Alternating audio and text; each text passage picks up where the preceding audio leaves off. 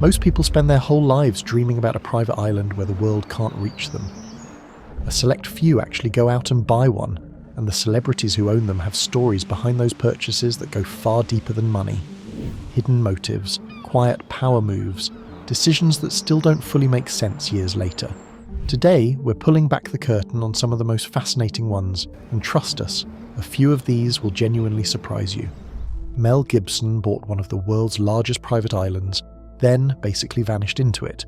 When Mel Gibson bought Margot Island in Fiji in 2005 for about $15 million, it instantly became one of the largest private islands ever owned by a Hollywood star. Stretching over 5,400 acres, Margot isn't just big, it's alive. Unlike most celebrity islands that are empty playgrounds, Margot already had villages, caretakers, farmland, and deep cultural history long before Gibson arrived. What makes this case especially intriguing is timing. Gibson purchased the island just as his career entered its most turbulent phase. While headlines focused on scandals and Hollywood backlash, Gibson was quietly securing a self-contained world halfway across the planet. Many observers believe the island functioned as a long-term contingency plan, somewhere unreachable by paparazzi, public opinion, or studio politics. Here's a detail rarely discussed. Gibson didn't evict the roughly 60 residents already living on Margot. Instead, the island continued operating with caretakers, farmers, and local descendants whose families had lived there for generations. That decision sparked ongoing debate in Fiji, with some locals protesting foreign ownership of ancestral land, while others viewed Gibson as unusually hands-off compared to typical private buyers. Another fascinating twist is how little Gibson actually built. Despite his wealth, he reportedly lives in a modest colonial-era house rather than a fortress-style mansion. No mega resort, no skyline-altering structures, just grazing livestock, dense jungle, and mountains running straight into the sea. Some theorize Gibson deliberately avoided overdevelopment to keep the island legally and culturally low profile. But not every celebrity who bought an island was running from something. The next one on this list did the exact opposite. He ran toward a problem most people were trying to ignore. Leonardo DiCaprio paid almost $2 million for a dying island, then tried to bring it back from the dead. Unlike most celebrities who disappear to private islands, Leonardo DiCaprio did the opposite. In 2005, he purchased Blackador Cay, a 104-acre island off the coast of Belize, for approximately $1.75 million. At the time, the island was badly degraded. Mangroves were damaged, coral reefs were stressed, and overfishing had quietly stripped the surrounding waters of life. That destruction is exactly why DiCaprio wanted it. What makes this case stand out is intent. DiCaprio didn't rush to build villas or vacation homes. Instead, he partnered with environmental architects, marine biologists, and sustainability firms to design what some have called the world's first regenerative island. The plan wasn't to preserve nature as is, but to actively reverse decades of damage. Native mangroves would be replanted, coral nurseries would be installed offshore, buildings would be elevated to allow wildlife to pass underneath without disruption. Here's a detail most people miss.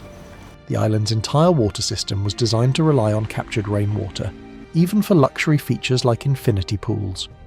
Wastewater would be recycled and reused, while all power would come from renewable sources. Some critics initially called the project greenwashing, but leaked planning documents revealed unusually strict environmental benchmarks, far tighter than Belizean law required. A popular theory among environmental circles is that DiCaprio wanted Blackador Cay to function as proof of concept. If billion-dollar tourism could exist without destroying ecosystems, it would force governments and developers to rethink coastal development worldwide. Johnny Depp found his island while playing a pirate and never really left. When Johnny Depp bought Little Halls Pond Cay in the Bahamas in 2004 for roughly $3.6 million, it barely made headlines. That's because this island wasn't meant to be seen. Depp discovered it while filming Pirates of the Caribbean, and according to people close to the production, he became obsessed with how completely cut off it felt. No roads, no hotels, no neighbouring properties, just 45 acres of white sand, shallow turquoise water, and silence. What makes this island fascinating isn't just ownership, it's how Depp reshaped it. He installed solar-powered homes instead of a single mega mansion, banned jet skis to protect marine life, and used golf carts as the main transportation. Even more personal, he named each of the 6 beaches after people who mattered deeply to him, including his children and late mentors Marlon Brando and Hunter S. Thompson. That detail alone fuels theories that Depp viewed the island less as property and more as a living memory vault. One persistent rumour claims Depp retreated there during legal and personal storms to reset, away from lawyers, media, and even phones. Locals have said weeks could pass without anyone seeing him. The only consistent visitor? His private yacht, often anchoring offshore rather than docking. Another sign this island wasn't about luxury, but total control over visibility. And here's the real twist. Despite its value and mystique, Depp has reportedly turned down multiple offers to sell, not because of money, but because some places aren't bought to be flipped, they're bought to disappear. Drake's island might be the most secret one of all. If you listen to Drake's music, watch his travel patterns, and follow the paper trail of how rich people buy property, the secret island question starts to feel a lot less crazy. Start with Turks and Caicos. In May 2019, a local Turks and Caicos news outlet reported Drake's private jet, nicknamed Air Drake, was spotted at Providenciales International Airport right after he showed it off publicly. Since then, aviation and travel coverage has kept pointing to the same thing. He keeps flying that jet to the islands for private getaways, and on the ground, he's repeatedly linked to a specific hangout, Noah's Ark in Turks and Caicos, where posts show him returning again and again. Then there's the Drake to Stun Turks effect. In July 2025, rapper Latto posted a travel form and joked that she learned about Turks and Caicos from Drake, literally writing his name on the form. That's how closely he's tied to the place. Now the real estate part. Private islands near that region, like in the Bahamas, can range from about $1 million to many millions, based on active island for sale listings. And high-profile buyers often use LLCs, so their names do not show up in public records. One more science fact that matters. Turks and Caicos sit beside huge reef systems, and reef areas are fragile, so the richest visitors want controlled access and privacy. Local reef groups say the reefs around the Caicos Bank form a major barrier reef system, and the area hosts around 60 coral species. So no, Drake has not proven he owns an island.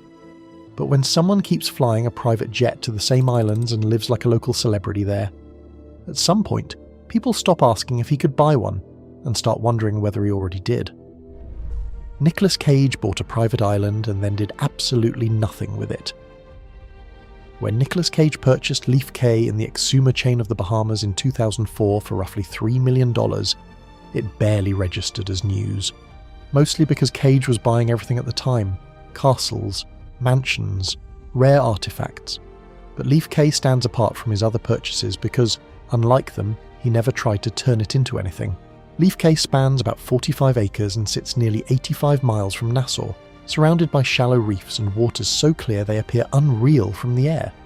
What's striking is what isn't there. No confirmed mansions, no resort infrastructure, no paparazzi photos of parties or guests. For years, no one could even confirm whether Cage ever stayed overnight. Locals describe it as untouched, which is almost unheard of for a celebrity-owned island. This sparked a long-running theory. Cage didn't buy Leaf Cay as a retreat, but as a physical store of value, land isolated enough to survive financial collapse, legal pressure, or even geopolitical instability. At the height of his wealth, Cage reportedly owned more than 15 properties worldwide. When his finances later unraveled and many assets were sold off, Leaf Cay quietly disappeared from public discussion, fueling speculation that it was either sold privately or intentionally kept out of records. Another overlooked detail is the island's strategic geography. Exuma Islands sit outside major shipping lanes but close enough to international waters to remain accessible. Some real estate analysts believe Cage viewed Leaf Cay less as a home and more as a contingency asset. An island you don't advertise, don't develop, and don't explain. Kim Kardashian didn't buy an island. She simulated ownership. When Kim Kardashian turned 40 in 2020, she didn't just take a vacation. She rented out the Brando, the ultra-private eco-resort built on the atoll once owned by Marlon Brando. Not a villa, not a wing, the entire experience. All 35 villas, for days. Reports estimate nightly rates at the Brando run into thousands per villa. Multiply that by 35, then add private aviation, logistics, staff, and security, and you are easily looking at a multi-million-dollar booking. But the money isn't the hook. The control is. Guests reportedly flew in on a private chartered Boeing. Strict health protocols were enforced. The island became a sealed luxury bubble during a time when most of the world was locked down. That operational structure mirrors how ultra-wealthy island owners manage access. Controlled arrivals, curated guest lists, total perimeter privacy. Here's the strategic layer. The Kardashian-Jenner family already operates like a decentralized estate empire across Calabasas, Hidden Hills, Malibu, and Wyoming.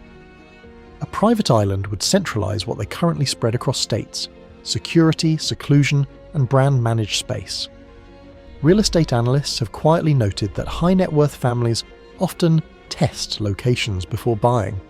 Renting the entire Brando Atoll functioned like a live prototype. Could logistics scale? Could privacy hold? Could the aesthetic align with brand storytelling? Although there's still no public record saying she owns the island. But when someone rehearses ownership at that scale, the conversation changes. It stops being would she and starts becoming when.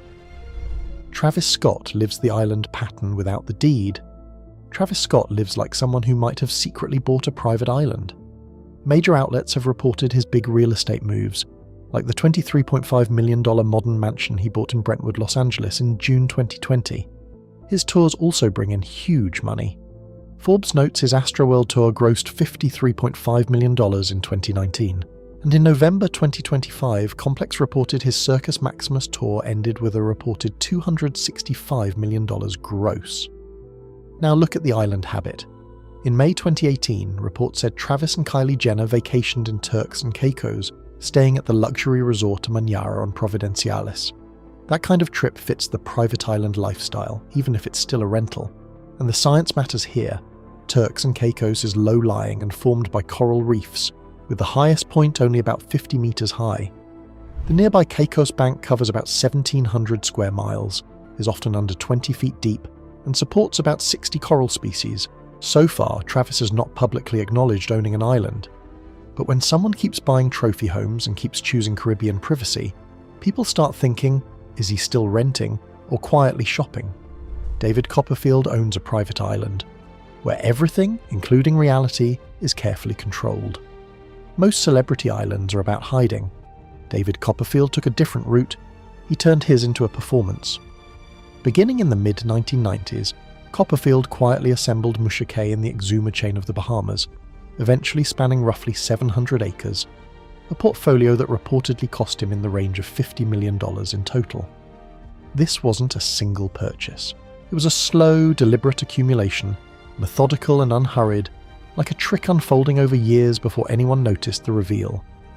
What makes Musha Cay stand apart is the level of control. The island operates as an ultra-private luxury retreat, but access is extremely limited. Stays reportedly cost hundreds of thousands of dollars per week, and guests are carefully selected rather than simply booked. Staff reportedly follow scripted guest interactions. Meals are staged as full experiences. Entire beaches can be opened or closed depending on the itinerary for the day. Multiple visitors have described it less like a resort and more like stepping inside a controlled environment designed to manage what you see, hear, and feel at every moment. Here's the detail that makes this genuinely interesting. Copperfield is rumoured to store rare artifacts and historical magic relics somewhere on the property, part of one of the largest private collections of magic memorabilia in the world. That has fueled credible theories that Musha Cay functions not just as a retreat, but as a secure vault, protected by remoteness, private jurisdiction, and the kind of layered secrecy that only island ownership makes possible. Shakira didn't buy a remote island. She bought 1 minute from Ibiza, and that's the whole point. Unlike most celebrity island stories, Shakira didn't buy an island alone, and that's exactly what makes this case unusual. In the early 2010s, Shakira and then-partner Gerard Piqué quietly co-purchased Isla Ferradura for an estimated €16 million, securing one of the most exclusive privately owned islands near Ibiza. While Ibiza is famous for nightlife and visibility, this island exists in sharp contrast. Private, gated, and intentionally detached from the party circuit the region is known for. Here's the interesting part. Ferradura isn't remote in distance, but it is remote by design. The island sits minutes from Ibiza by boat, yet remains legally and physically isolated. Access is tightly controlled, and even high-profile visitors require approval. That positioning has fueled theories that the island was chosen not for escape, but for controlled proximity. Close enough to Europe's elite social world, but shielded from its chaos. The island features luxury villas, private docks, and panoramic sea views, but unlike other celebrity islands, it's also been used selectively as a short-term ultra-luxury rental, reportedly fetching tens of thousands of euros per week. Some real estate analysts believe Shakira's involvement wasn't just lifestyle-driven but strategic, an investment in scarcity rather than size. Another overlooked detail is timing. The island purchase aligned with Shakira's expansion into European business ventures and branding. Being anchored, literally off Ibiza, placed her at the crossroads of entertainment, fashion and finance, without ever needing to be publicly present. Eddie Murphy bought an island, so quiet, even fame couldn't find him there. While his movies dominated pop culture for decades, Eddie Murphy made one of the most low-key celebrity island purchases on record. In the mid-2000s, Murphy quietly acquired Rooster Cay, a private island in the Bahamas, for around $15 million, a significant investment for an island just minutes from Nassau. Unlike sprawling mega-islands, Rooster Cay is small, controlled and intentionally understated, which is exactly what makes it interesting. Here's the twist. Murphy didn't buy the island to develop a resort or make headlines. According to local reports, Rooster Cay was used primarily as a family-only retreat, often closed off entirely during visits. No paparazzi access, no party rumours, no leaked drone shots. For a celebrity who spent decades as one of the most recognisable faces on Earth, that silence is telling. One fascinating detail is how Murphy structured access. The island is reachable only by boat, but its docking area is positioned to avoid sightlines from common water routes. Locals have said Murphy could be on the island without anyone nearby realising it. That has fueled a long-running theory that Murphy viewed the island as a long-term privacy investment, something that could outlast fame itself. Larry Ellison bought an entire Hawaiian island and then started running it like a company. When Larry Ellison, the billionaire co-founder of Oracle, purchased Lani in 2012 for a reported $300 million, it quietly rewrote what celebrity island ownership could mean. Unlike actors or musicians who bought islands measured in acres, Ellison bought 98% of an entire Hawaiian island, about 141,000 acres, complete with towns, roads, schools, resorts, and roughly 3,000 residents. What makes this case especially gripping is intent. Ellison didn't buy Lanai to escape the world, he bought it to fix one. Shortly after the purchase, he announced plans to transform the island into a model of sustainability and innovation. Solar farms replaced diesel generators. Old hotels were shut down and rebuilt from scratch.